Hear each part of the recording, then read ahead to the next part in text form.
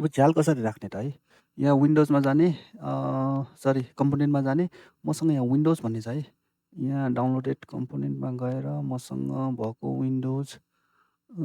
विन्डोजमा गयो। म कुन झ्याल राख्न चाहन्छु भन्ने चाहिँ यहाँ छ। सरी यो झ्याल राख्छु छु। यो झ्याल चाहिँ हाम्रो स्पेसभन्दा सानो छ है। झ्याल राख्न खोजेको भन्दा सानो छ। मैले यहाँ क्लिक गरेँ। यो डाइनामिक कम्पोनेन्ट हो है। मैले यसलाई स्केल गरेँ। स्केल गरे पनि यहाँ 3टा पोइन्ट आउँछ के। मैले के गरेँ भने यहाँ 3-3टा पोइन्ट आउँछ है। त्यसमा यो बिचको पोइन्ट लिएर म यो पोइन्टलाई यो बाहिरको लाइनमा पोइन्टलाई टच गर्छु। फेरि के गर्छु है, के गरेपछि यो हिडन लाइन चाहिँ अफ हुन्छ। के गरेँ है, यो बिचको लाइनलाई थिचेँ है।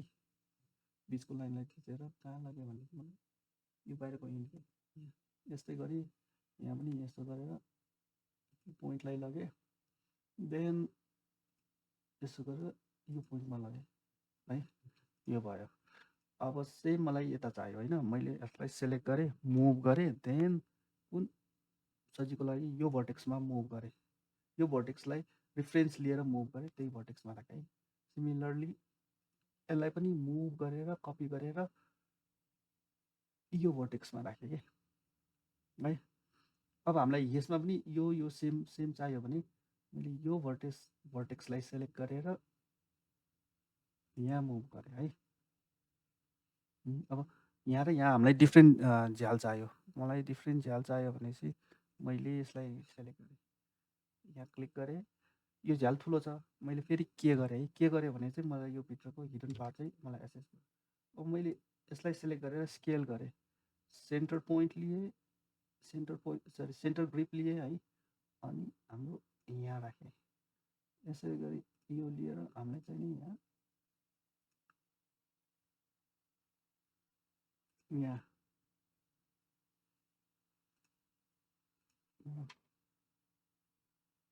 ओके। अब हामीलाई यही पोइन्ट यता मुभ गर्नु पऱ्यो है। मुभ गरेँ, कन्ट्रोल थिचेर कपी गरेँ है। यसलाई हामीलाई कहाँ मुभ गर्नु पऱ्यो, यहाँ के है। यसरी गरी मलाई डोर पनि राख्नु पऱ्यो। डोर चाहिँ कस्तो राख्ने भनेपछि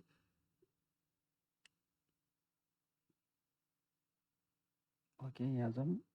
डोर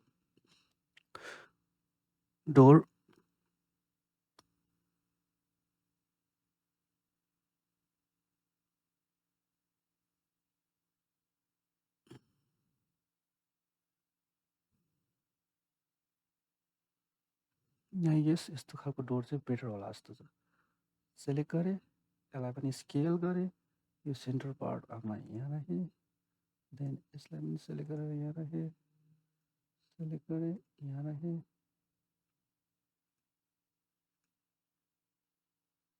यहाँ राखेँ।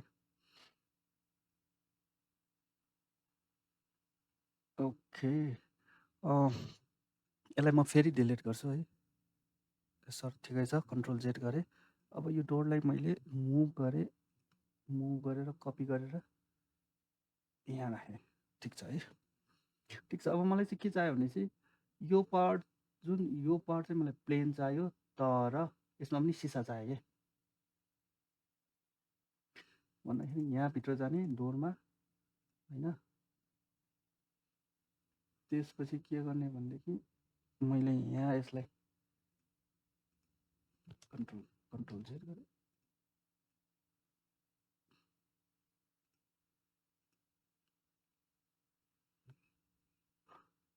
अब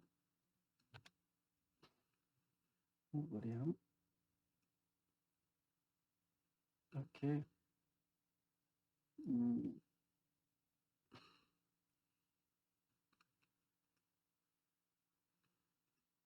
ओके, यो भएन भनेदेखि अब यसलाई के गर्नु पर्यो, मैले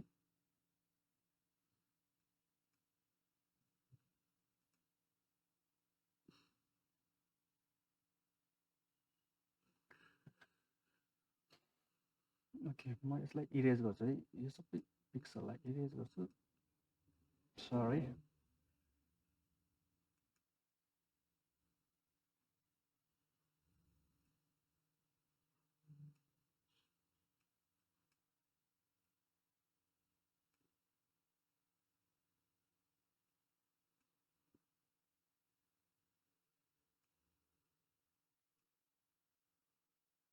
यसलाई पनि इरेज गर्छु। यसरी इरेज गरेँ।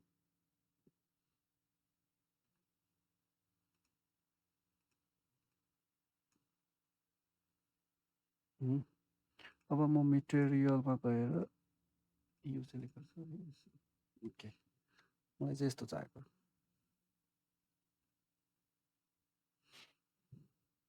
यसरी चाहिँ राख्न सकिन्छ।